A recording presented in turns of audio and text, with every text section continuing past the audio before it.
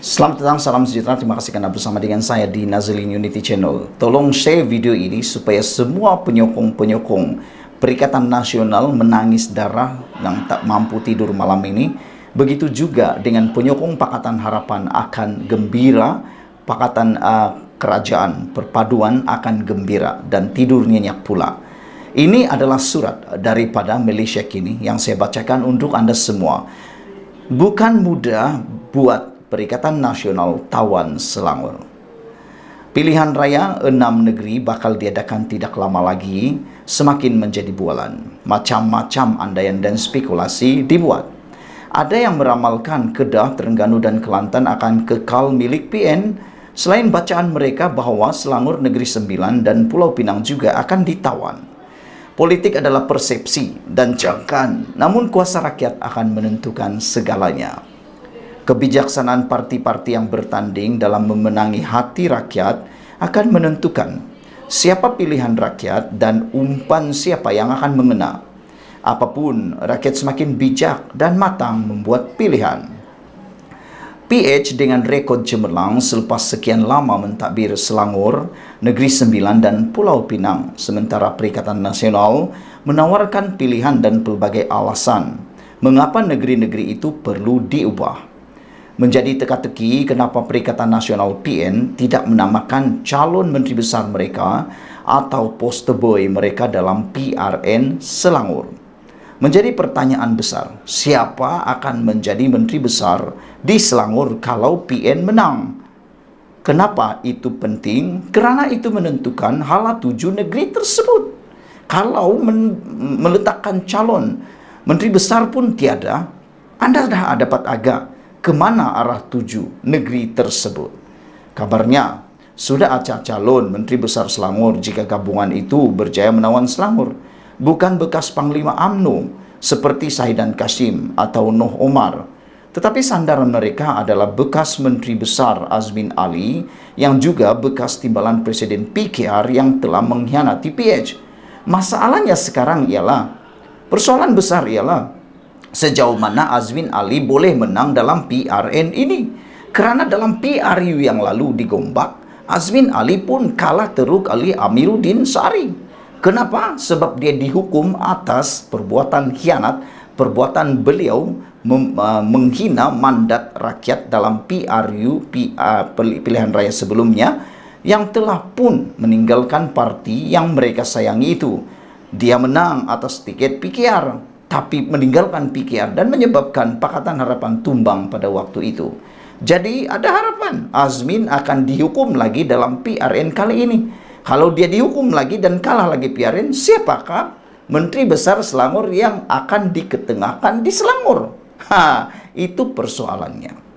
Namun kononnya calon Menteri Besar PN dirahsiakan, seolah-olah memperlihatkan PN sedang menghadapi masalah tertentu.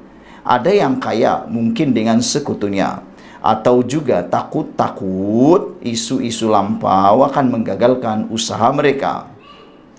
Ada juga penganalisis politik mengatakan mereka tak mahu meletakkan Azmin Ali sebagai poster boy ataupun pilihan menjadi Menteri Besar Selangor kerana mereka takut akan ditimbulkan semula isu panas Azmin Ali berkaitan dengan skandal yang panas. Anda tahu skandal apa itu? Yang melibatkan gambar kabur. Anda mungkin tahu itu. Kalau ditularkan sekali lagi akan menjadi satu ancaman besar kepada Perikatan Nasional kerana ia melibatkan isu yang paling panas dalam Perikatan Nasional. Andai benar jika Azmin jadi pertaruhan Perikatan Nasional sebagai calon menteri besar, sekiranya PN berjaya menawan Selangor, maka tugas PH untuk kekal berkuasa lebih mudah dan selesa. Persoalannya, Perikatan Nasional tidak berani berterus terang, sekaligus menimbulkan banyak kemungkinan kerana populariti Azmin makin pudar selepas mendalangi langkah Sheraton dan dilihat tidak lagi gah seperti sewaktu berada dalam PKR sebelum ini. Azmin pernah meluahkan hasrat untuk berehat dan tidak bertanding, namun kenyataan bekas Menteri Besar Selangor itu dilihat sebagai sekadar mahu memuji pasaran politik dirinya. Hakikat adalah dia tetap gairah dan bernafsu untuk kembali selepas hilang kerusi Parlimen Gombak dalam PRU15 yang lalu apabila tewas oleh Amaruddin Sari. Politik Azmin makin terumbang-ambing dan seperti sudah sampai ke penghujung. Mungkin juga Azmin akan berhadapan dengan isu-isu yang sukar ditepis jika dia diletakkan sebagai poster boy. Semua ini serba mungkin dan menjadi tumpuan. Presiden Bersatu Muhyiddin Yassin menaruh harapan kepada Azmin untuk menghadiahkan Selangor kepada PN dan impian ini seperti angan-angan untuk memeluk gunung. Berdasarkan kecemerlangan Amiruddin memacu Selangor, keyakinan PHBN untuk mencatat kemenangan 56 untuk 50 berbelas 6 untuk kerusi DUN Selangor amat cerah. Namun ada yang setuju, yakin PH mampu mencatatkan rekod 56-0, yaitu menyapu bersih semua kerusi undangan negeri Selangor. Apapun, PRN Selangor bakal memperlihatkan persaingan sengit dan diyakini isu-isu lama akan berputar kembali. Jika ya Azmin sebagai calon menteri besar, lunggukan isu lampau akan kembali menghiasi malam ceramah PRN Selangor kali ini.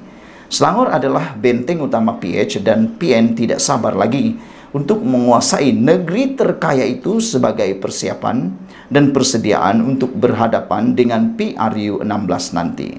Walau apapun percaturannya, Selangor bukan mudah untuk ditawan PN. Fakta membuktikan bahwa Amiruddin banyak membantu rakyat dan fakta menunjukkan Azmin Ali banyak mengecewakan rakyat. Apa yang dia buat betul-betul mengecewakan rakyat. Dianggap sebagai seorang yang paling pengkhianat dalam Selangor. Ditulis oleh Dahlan Mamor, adalah pemerhati politik yang juga bekas setiausaha politik Menteri Pengangkutan Malaysia. Artikel ini adalah pandangan pribadi penulis serta tidak mestinya mencerminkan pendirian rasmi Malaysia Kini dan Nazilin Unity Admin. Sekian dulu untuk kali ini. Jangan lupa tinggalkan komen Anda, tekan butang subscribe. Apa pendapat Anda tentang isu kali ini? Adakah Anda juga setuju dengan kami bahwa bukan mudah untuk PN mahu tawan Selangor? Bahkan, adakah mereka akan gigit jari dengan kemenangan 56 berbalas kosong? Tidak mustahil perkara itu akan berlaku. Dan paling tidak pun mereka hanya menang 6 kerusi di Selangor. Ianya seperti berangan-angan memeluk gunung. Saudara-saudara sekalian, kalau Azmin jadi poster boy, pasti akan ada isu lama akan berputar semula. Sekian dulu Malaysia kita punya, kita jaga sama-sama, cintai Malaysiaku. Bye-bye. Selamat petang, salam sejahtera. Terima kasih karena bersama dengan saya di Nazilin Unity Channel. Isu kali ini khas untuk Anda share, supaya walaun cyber trooper, para pencacai-pencacai yang mengatakan bahwa kerajaan sekarang ini seperti kerajaan Korea Utara kerana terpengaruh dengan kata-kata Sanusi yang dia kata TikTok dipadam, dia dakwa Malaysia nak jadi Korea Utara. Ini jawapan dia, saudara sekalian. Apabila Sanusi kata kerajaan Malaysia nak jadi Korea Utara, sebenarnya perkara itu salah. Share video ini supaya semua tahu. Itu ialah dakwaan yang salah. Kerana TikTok Sanusi dipadam, kerajaan banyak kerja lain. Bukan kami yang buat, kata Saifuddin Nasution Ismail. Beliau menjelaskan kerajaan tidak mempunyai sebarang kuasa untuk menyekat akaun TikTok.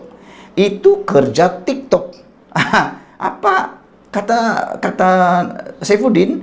Banyak lagi kerja kerajaan lain selain daripada menyekat TikTok Sanusi. Dan kalau kita ini semua TikToker, saya TikToker.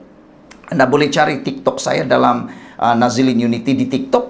Dalam TikTok itu ada dia punya term and condition. Dia ada peraturannya. Antara peraturannya ialah tidak menyentuh tentang 3R, raja, bangsa dan agama. Jadi secara otomatiknya apabila Sanusi menyentuh tentang raja-raja baru-baru ini, memang dia secara otomatik melanggar term and condition, syarat dan terma di dalam TikTok. Jadi yang mengharamkan itu bukan kerajaan, tapi TikTok. Kalau Anda faham itu bagus. Kalau tak faham lagi, tak payahlah faham-faham. Anda memang ditakdirkan tak akan faham sampai bila-bila. Tapi kalau udah faham, bagus. TikTok adalah yang mengharamkannya, bukan kerajaan, kata Saifuddin Nasution Ismail, karena yang punya kuasa itu hanya TikTok.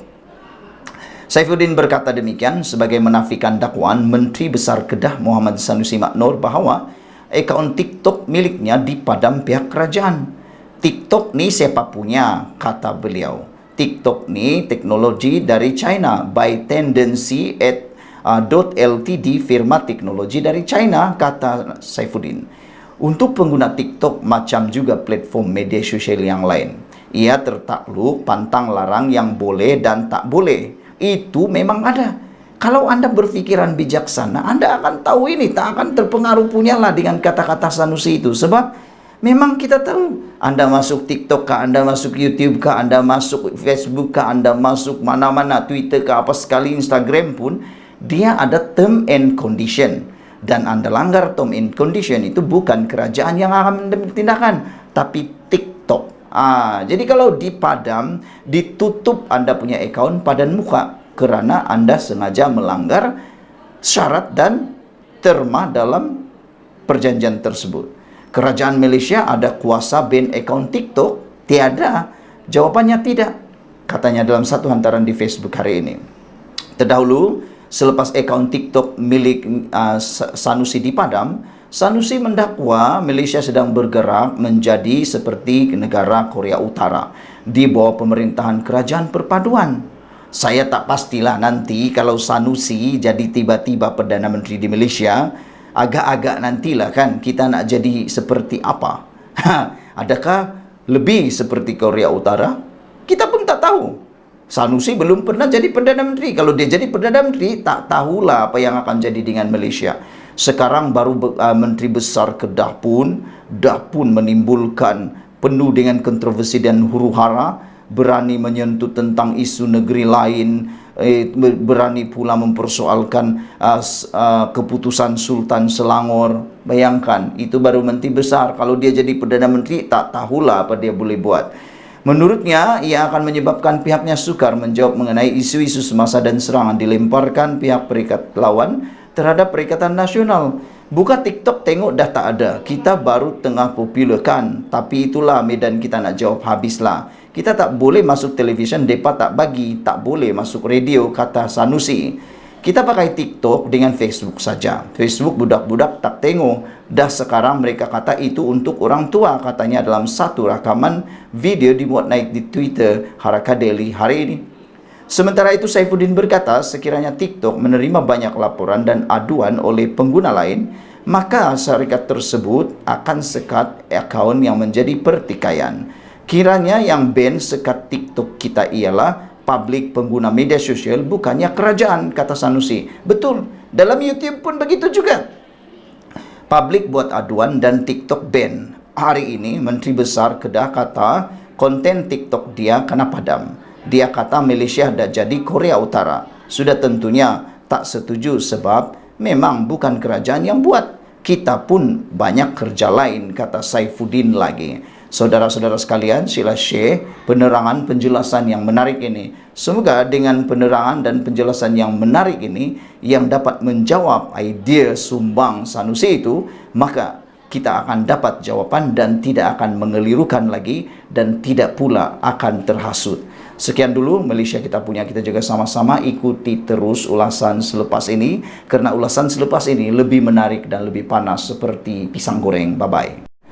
Selamat petang, salam sejahtera. Terima kasih kerana bersama dengan saya di Nazilin Unity Channel. Share video ini kepada semua orang yang tengah dalam dilema nak mengundi siapa dalam PRN akan datang ini. Saudara-saudara sekalian, UMNO pernah cuba diharamkan oleh Muhyiddin dan juga Mahathir Mohamad. Jadi persoalan ialah, kalau ramai ahli UMNO pada ketika ini, khususnya di Kedah, yang cuba-cuba untuk mahu berada di atas pagar dan mahu pula menyokong Parti Bersatu Perikatan Nasional untuk menjadi kerajaan di sana, fikirkan betul-betul, beritahu mereka, share video ini. Coba fikir begini, Kenapa mereka nak undi parti yang cuba nak haramkan parti mereka? Dan kenyataannya ialah ketika Muhyiddin dan juga Mahathir mahu merancang nak mengharamkan UMNO ini, ialah ketika bersatu menjadi kerajaan Pakatan Harapan. Dan ketika itu bersatu jadi kuat. Mereka kuat, cukup sokongan. Ketika itulah mereka merancang mahu mengharamkan UMNO. Ini adalah pendedahan Anwar Ibrahim sendiri, dipetik daripada BH Online. Anwar kata, dan saya pun kata, saya setuju dengan Anwar Ibrahim. Anwar Ibrahim kata, ketika mereka perlu UMNO, mereka sokong. Tapi ketika mereka tak perlu UMNO, tak pula diharamkan. Dan terbukti ketika Muhyiddin dalam bulan November dahulu perebutan kuasa berlaku, Muhyiddin terhege-hege nak minta bantuan, nak minta sokongan daripada UMNO dan Barisan Nasional. Lihatlah betapa mereka mementingkan diri sendiri. Ketika mereka nak sokongan UMNO, mereka mau pula menyelamatkan UMNO. Saya tak tahulah, kata Anwar Ibrahim, apa sebab rakyat nak pilih bersatu dalam undi nanti. Saya nak beritahu orang UMNO yang goyang sekarang ini, sanggupkah kamu beri dukungan kepada parti yang berkuasa dan mahu mengharamkan parti keramat kamu, yaitu UMNO? Maukah kamu menyokong parti yang mahu mengharamkan parti Anda? Apakah jenis manusia yang boleh hianat amanah? Di mana dia marah Zahid pasal apa? Kata Anwar. Sebab Zahid mengambil pendirian yang tegas kerana dia tahu sejarah ini. Sejarah apa? Sejarah di mana Muhyiddin dan juga Anwar Ibrahim nak haramkan UMNO. Jadi kalau dipikir betul-betul, bersatu ataupun Muhyiddin juga Mahathir Mohamad hanya perlukan UMNO ketika perlu. Tapi dah tak perlu, mahu haramkan pula. Itu yang dikatakan oleh Anwar Ibrahim. Saudara-saudara sekalian, yang lebih penting lagi ialah kalau dah jadi kerajaan nanti, sejauh mana Mahathir dan juga Muhyiddin akan menghargai UMNO dan orang-orang UMNO. Kalaulah UMNO itu diharamkan, mereka ni seperti kacang lubahkan kulit. Lebih kurang begitulah Anwar Ibrahim kata. Mereka lah yang diangkat. Mereka diangkat, Muhyiddin dan juga Mahathir diangkat menjadi orang politik yang terkenal di Malaysia. Menjadi Perdana Menteri Mahathir Mohamad, menjadi Timbalan Perdana Menteri Muhyiddin Yassin. Datang dari mana? Datang daripada parti UMNO. Lihat pada Anwar. Anwar kata, walaupun aku benci dengan UMNO waktu itu, berlawan dengan UMNO, tapi tak sampai nak mengharamkan UMNO. Itu sebabnya Anwar berjumpa dengan Muhyiddin Yassin. Pada waktu itu, kata Anwar Ibrahim, berlaku ketegangan, memang tegang. Anwar kata dia tidak setuju untuk Muhyiddin mengharamkan UMNO. Bahkan yang lebih luar biasa lagi, Anwar Ibrahim mendedahkan, bayangkan Parti Amanah dan juga Parti DAP juga tidak mahu UMNO diharamkan.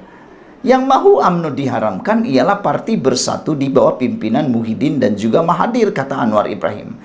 Yang heran, DAP yang selama ini disalah-salahkan pula tak mahu UMNO diharamkan. DAP pula yang selalu disalah-salahkan tak mahu UMNO diharamkan. Begitu juga dengan Amanah. Jadi, para penyokong dan pengundi UMNO yang berada di atas pagar ketika ini, yang tak tahu nak sokong siapa, yang asik nak menyalahkan DAP, yang asik nak menyalahkan Anwar Ibrahim, yang asik nak menyalahkan Zahid Hamidi, kononnya berpakat dengan Anwar Ibrahim dalam pakatan kerajaan, Anda harus fikir betul-betul. Kalau kalau Zahid Hamidi tidak menyertai kerajaan pakatan perpaduan sekarang, agak-agak apa jadi dengan UMNO? Apa jadi dengan UMNO? Ketika itu mungkin Muhyiddin dah jadi Perdana Menteri. Adakah Muhyiddin akan mengharamkan UMNO? Kita pun tak tahu. Hanya Tuhan yang tahu apa dalam perancangan Muhyiddin dan juga Mahathir pada waktu itu. Saudara-saudara sekalian, kata Anwar Ibrahim, saya bukan ahli UMNO, tapi saya tak boleh faham apa politik sampai begini. Beza pendapat dengan Dr. Zahid Hamidi, tidak mengapa, kata Anwar Ibrahim. Nak kritik silakan, boleh. Tapi salah Zahid apa, kata Anwar Ibrahim. Kerana dia bersama dengan kerajaan perpaduan, salah dia apa? Salah apa bersama dengan kerajaan perpaduan? Konon kerana dia gadai prinsip kepada DAP. DAP tak pernah mahu UMNO nak diharamkan, tapi bersatu bersama Muhyiddin dan juga Mahathir Mohamad pernah merancang nak haramkan UMNO. Itu pengakuan dan pendedahan Anwar Ibrahim. Sehingga Anwar Ibrahim kata dia sendiri pergi ke rumah Muhyiddin untuk menghalang supaya Muhyiddin menghalang Muhyiddin mengharamkan UMNO pada ketika itu. Saya ke rumah Muhyiddin, kata Anwar Ibrahim, berlaku ketegangan, memang tegang. Saya lawan UMNO masa itu, tapi saya tak setuju haramkan UMNO, kata Anwar Ibrahim. Inilah sifat pemimpin yang kita mahu. Bukan kacang lupakan kulit. Pemimpin yang keji ialah pemimpin yang lupakan kulit.